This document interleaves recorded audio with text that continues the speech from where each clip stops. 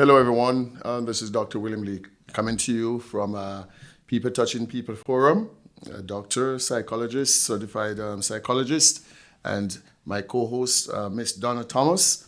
Donna, welcome. Thank you so much. Welcome. It's nice to see you. Thank you. It's good to be here on the People Touching People Forum, where each one teach one. We have a really exciting topic tonight. Yes. We'll be talking about depression, and so many persons experience depression. Millions of people Yes. throughout the world experience depression. It is one author says that it's the common cold of mental illness. That is true. So it is very common. So it's a topic that we'll be talking about tonight, and I'm sure you'll have lots of questions and lots of comments. So thank you for joining us tonight. Right.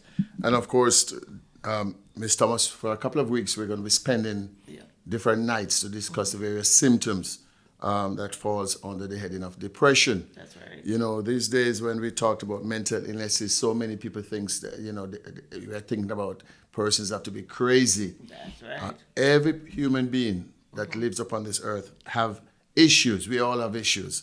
And so as professionals, we come tonight to help, to enlighten, to give knowledge, to bring clarity some of the topics that we'll be discussing, and to help the general populace, overcome the challenges that they're facing. So tonight we are just laying a foundation, all right, on the topic of depression. And again, Ms. Thomas, there are so many categories, so various categories of depression. So let's just touch a few, break it down, and then we'll take it from there, if that's okay. What's depression? Is psychological depression. Depression is a common mental disorder that presents with depressed mood, loss of interest or pleasure, feelings of guilt, low self-esteem, disturbed sleep or appetite, low energy, and poor concentration. You agree? Yeah. All right, so we're just laying a foundation. So there are two major categories in which depression falls under, right? We have the endogenous depression, we have the exogenous depression, which we'll be discussing that in a little while. But let me just talk further, again, laying a foundation about the to classify depression then. There are 5 different steps. And I think this is important for the audience to know before we go deeper. And I'm sure you're going to share those 5 with us. I'm about to do that now. You have what is called a sad effect. A sad effect, this is when the individual who is depressed looks depressed. We have seen them all around. That's right. We see them every day. That's right. They often cry or feel like crying, or often personal hygiene and grooming ceased. That's what you call the sad effect. And then you have the painful thinking. Painful thinking, as the depressed individual becomes more depressed, it becomes painful to think because they feel blue, they feel sad, hopeless, worthless, guilt.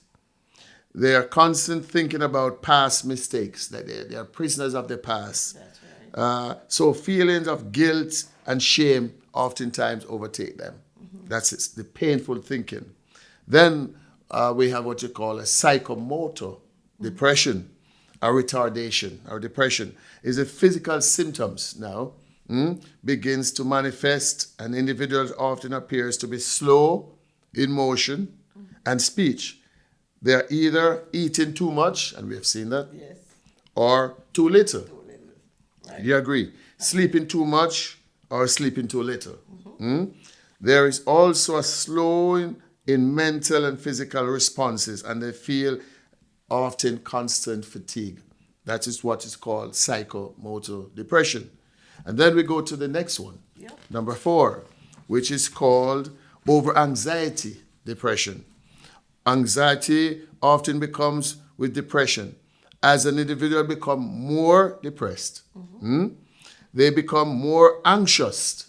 Yeah, you agree? They are more irritable than normal.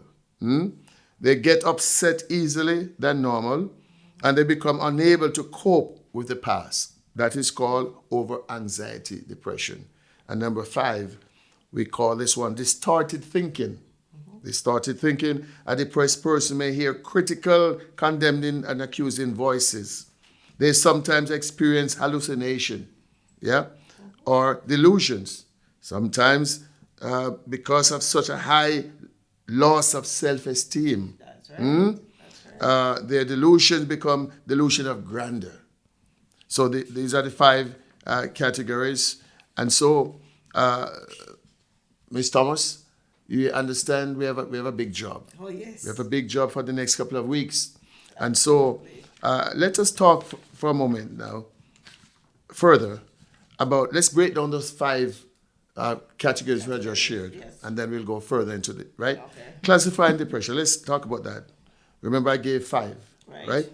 When individuals have the first three, the side effect, the painful thinking, and psychomotor retardation, their depression is also classified now as neurotic. You must have heard, we have heard that word often. The person is neurotic, going through a neurotic depression, which is when the person is experiencing all the first three. The side effect, yeah, the painful thinking, and the psychomotor retardation. Then we go further. If anxiety also present, the depression is known as agitated depression, yeah, which is still a classification of neurotic depression. And then the latter part, the last part of it, is if the depressed individual have all five, Yep. all five these symptoms: side effect, painful thinking, psychomotor retardation, anxiety, and distorted thinking, their depression becomes what is called psychotic depression. And oftentimes we have used that word many times. In my practice, I've had to deal with a lot of these type of depression. When you say somebody is psychotic, that's a psychotic depressed person, is when the person is experiencing all these five Right. depression, right? So let us get further into it now. And there's so many other categories. However, there are two major categories, Ms. Thomas, that all depressions falls under. Right. One, and I'm going to ask you to help us to bring clarity to that, is called The endogenous depression. Right. So that's what I'll be talking about tonight. please do. So the endogenous depression, it occurs from within. That's right. That means there's the outside circumstances doesn't affect you. Yes. It's what's happening internally. Yes. That is what affects that kind of depression. And this the kind of depression may be caused by various biological factors, such as chemical imbalance in the brain, a learned behavior, or largely by a genetic component passed on to children by their parents. Yes. Treatment for this depression is commonly antidepressant drugs, That's right. right? And as we continue, so we're going to talk about some of the symptoms of endogenous depression. That's right. So there are various symptoms. When you have that, your sleeping pattern changes, specifically early rising. You don't get a good night's rest because you're tossed and turned throughout the night. Poor concentration, poor Yes, memory, yes, right? yes. So all of these are affecting you. Loss of interest in regular activities. You probably at one point you used to look forward to going out with your friends. Now you want to stay home. You want to be by yourself. Yes. Right? Feelings of tiredness. You feel hopeless. You feel helpless, and of course you feel sad. Yes. Right? And this is important, loss of interest in sex. You have no desire. You just want to be by yourself. Wow. So all of these are symptoms of endogenous depression. That is correct. Right. That is correct. And as we continue on, we're going to talk about examples of endogenous depression. So a chemical imbalance in the brain caused by certain genetic factors, including alcoholism, may Yes. cause depression, right? And we know some of us, I've had experience of that personally, where I was associated with someone who was an alcoholic, and Yes. it alters his mood, right? So because of that, it causes depression. One minute the person is up and bouncy, another time they're down, they're feeling hopeless, they're just sitting, they're just moping around doing nothing. And it's because of the chemical imbalance Yes. from the alcoholism. All right? And also, we're going to be talking about the exogenous depression, and Dr. Lee will give you a little bit more information about the exogenous depression. So again, as we indicated earlier on, there are two categories to all the depressions that fall under. One is endogenous, which you just gave a bit of overview on it. And then the other section now is called exogenous depression or reactive depression. Right. It's the depressions that if they come from outside. Right. All the stresses that persons go through that occurs from the outside, Right. not inside. Right. And of course, the term reactive implies that the depression is a result of some kind of stress occurring in life. An individual with this type of depression is simply reacting to the external stresses. That's yeah. right. This type of depression is believed to occur when the severity of life, life stresses, rather than from inherited or genetic, is because of what's going on the outside. That's right. It is called exogenous or reactive depression. Treatments for reactive depression often includes medication, but it should include helping the person develops a reasonable plan or goal in solving their problem. This is where I come in. That's my profession, and we'll talk about that later on. All right, now, these are some of the symptoms of the exogenous depression or reactive depression. Here they are.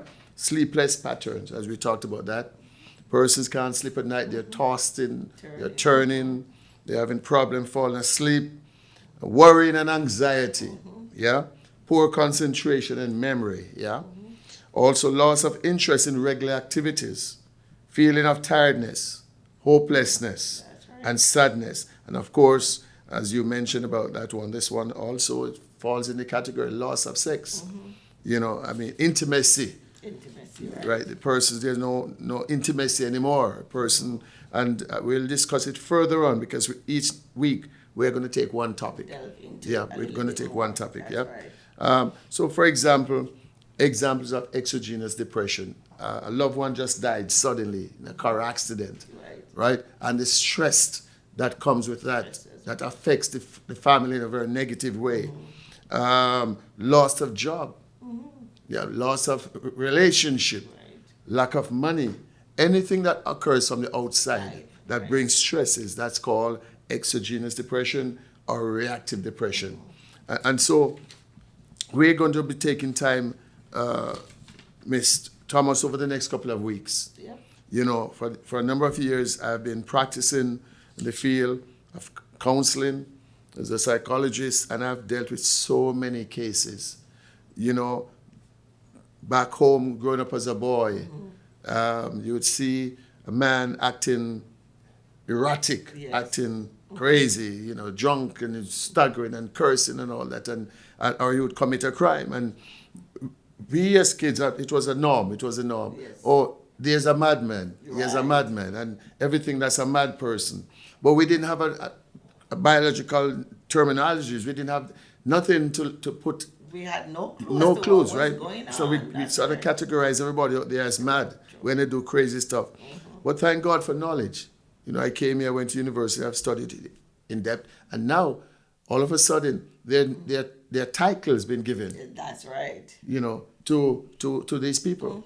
Not long ago, the Minister of Health from Jamaica sent out, there was information that was written that they're asking for some of us with our education to return to Jamaica. It is known, Ms. Thomas, that with every 300 person, you need one psychologist or psychiatrist for every 300 persons. Jamaica, at that time when I read the report, has 2.8 million, and they only have 3 or 4. And that's not enough. And a lot of problems now within the police force, within the military force, even within government. A lot of these people have problems, but they have nobody to turn to. You see, they don't have enough trained professionals. That's right. So they're asking for some of us to return and to open our clinic down there and all of that. And it's not just in Jamaica, but it's right here. Yes. You know, Ms. Thomas, you and I are going to talk a lot about young people too. Our young people today, they have lost hope. you know, and I'll share experiences that I've had with young people that I've counseled, you know. But I think we're onto something great. Yes. I think this is the perfect time, and we're going to be able to help our community. Yes. Because so many questions, but so few answers. Right. And depression is so wide. Yes. We couldn't complete it Yes. in one night, in one session, Not and at even all. two Not at sessions, because it's so wide and so many. It's such a common Yes. mental health Yes. condition Yes. that we need to spend time Yes. to delve into the topic, talk about symptoms, causes, all of that. So we're here. We are here to answer your questions. That is correct. We're here to listen to your comments. So thank you again for so much for joining us as we'll delve more into depression. The other thing too, Miss Thomas, you'd hear Christians, and it becomes a cliche, that Christians should not experience depression. Oh, really? Why? It's a common thing out there. As a Christian, you should not. You believe the Lord. As Christians, you should not. So depression is for ungodly people. I beg to differ. Yep. As a psychologist, and even some pastors too, and we're going to touch all of that too, because it's a reality of life. There are persons today who are Christians that are going through severe depression. Yes. You know, We see but that then every day. if the leader of the church or the assembly is not trained, you know, they will put everything as demonic. That's right. You know, and so as a trained person in this field, we're able to departmentalize and separate and segregate what is demons, what's not demons. Yeah. Right. So there's such a thing called spiritual depression. You remember? I don't know if you know the story. And Jesus, is a good friend of his by the name of Lazarus. Lazarus died. You know, and Jesus came on the scene after 4 days, and people are complaining he's dead. It's just, and you know the story quite well. Yes. But when Jesus called Lazarus from the grave, that's such a profound statement. Lazarus came forth. Yes. Am I right? Yes, it So Lazarus was delivered. Yeah? But yet he was still in grave clothes. So he was delivered, but he was still damaged. There are a lot of Christians who are saved, but they're still damaged. That's right. And that's why Jesus said to his disciples, loose him and let him go. So we are going to be discussing also about Christians. Can Christians be depressed? Of course. Spiritual depression is often seen in Christians with obsessive, compulsive personalities. We're going to talk about that. They have extremely high standard and feel far away from God when they fail to meet up with their expectations. Are you there? Yes. So often spiritual depression is characterized by feeling far away, far cut off from God, or the person have grown weary in well-doing. So these are some of the things we're going to address.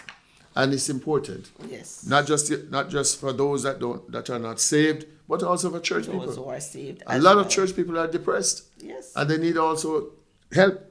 You know, and so we're going to talk about the treatments and so forth and Yes. so on. But also, as Christians, they're not exempt from everyday issues. That's right. Right? That's right. Not everybody is strong enough to deal with the everyday situation, loss of a job, loss of a Yes. loved one, Yes. loss of relationships, Yes. breakup of marriages, That's right. That's right. children who are problematic. Not everybody is strong enough to deal with all of that, Yes. even though they're Christians. That's right. That's right. So they, of course, as Christians, they do go through different levels Yes. of depression. Yes. So that's one topic that I'm excited for us to We delve will. into. Of course, that's important, That's you know, right. because of all the misconception within right. Christendom out there, you know. So we're onto something. I really believe that this is the right time because there's so many questions, So many and questions. each week, Ms. Thomas, I ask that we address one subject. Next week it could be alcohol, it could be drugs, it could be suicide. I've dealt with so many suicidal attempt issues, and that's a powerful topic for us to address. Suicide, drugs, obsession, even pornography. Yeah. Pornography, especially with our young people. So we're going to take one evil into address. And you know what I'm glad for? We are trained. Yes. And I'm so glad to have you as my co-host because Thank you just finished your MBA as a counselor. Yeah. And I'm proud to have you at my side to address all the issues. So let us say then to the public in general, for all their questions that they have, they can please send in the questions. Right. Send them in, and then we'll address. Each Right? week we'll address. And also, what we'll do, Ms. Thomas, we're going to have professionals also. You know, we talked about that last week. We want to bring in doctors, we want to bring in lawyers, you know, want to talk about will, want to talk about investment, want to talk about real estate. So, I want to talk about death and dying. death and dying. There is so much. Of course. And nobody wants to die, right? People experience this. It is true. You lose a loved one. How do you cope? How do you manage? It is true. To think about just losing someone, you're never going to see them again. Yes. You're never going to talk about them. And a lot of people have unfinished business. So what do we say to them? Yes. How do you deal with that? Yes. So there's a lot of issues. As a matter of fact, Ms. Thomas, right now, I'm dealing with a situation with a retirement home that I built there. We have a couple, husband and wife, and they share the same room. That they ask, family members ask. So they were very close. They lived together for many years. And just yesterday he died. You know, and really affecting his wife. But I'm glad that we have professional counselors there at the retirement home to help her and to guide her through this. So these are things that affects persons in general, you know. But it's good that we have trained professionals like yourself and myself to help to bring a resolution to some of the problems that people are facing. That's right. Do you have anything further to share? I'm just excited about just being here for people to share their experiences, to share whatever issues that they're going through. Because, as you said, many persons, they have so many unanswered questions. They don't know whether to turn to the left or to right. To the right. What do I do? I mean, I'm thinking of writing a will. I have my children. Who do I contact? How do I address this? And these are some of the topics that we'll be delving into as well. We'll have professionals telling you how to start, how to write your will. You don't want your investments or your life savings to fall into the hands of the wrong people, right? So that's why it's important for you to write a will. We're going to be talking about real estate. Dr. Lee here is so experienced in real estate.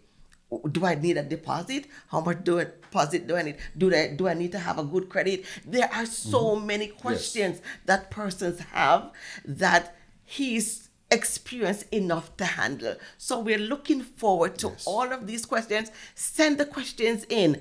Let us look at them. Let us have them answered by professionals for you to make your life a little bit easier. So we're looking forward to sharing with you. We're looking forward to dialoguing with you. So please send in your questions, your comments, and thank you again for joining us in our forum. Each one, reach one. Oh, I love that. Each one, reach one. Reach one.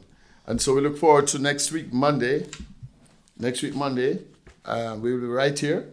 And again, as we get deeper into the sessions, Ms. Thomas, even as a doctor, when I meet with my patients, there are different steps that we take them through wholesomeness. We have the 12 steps. We have the 9 steps. You know, I take them through stress map tests. I take them through genogram and all of that. But we are here as the counselor to guide them through. It's a process. It is a to take them where they are to where they are to be. Yes. And so this is going to be a wonderful program.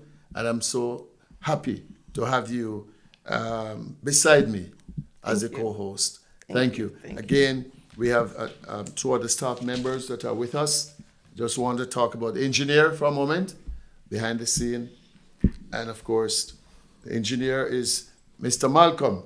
He's the engineer. And then, of course, Miss Campbell. She's the operator there.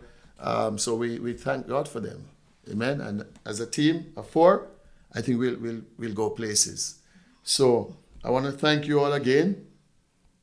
Thank you. Thank you. Thank you. Thank you.